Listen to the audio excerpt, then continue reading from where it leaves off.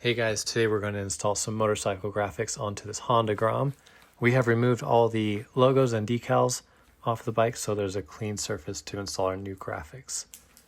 So to do this, we're going to need a few supplies. We have a hair dryer, a rag, Clorox wipes, the graphics themselves, and some scissors.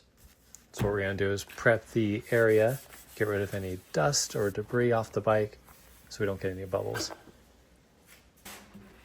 Now we're going to take our graphics, put them where they go, and make sure that we don't get any air bubbles trapped underneath there.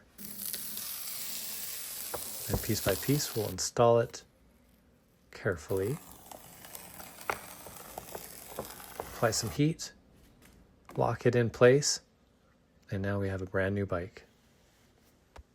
Enjoy.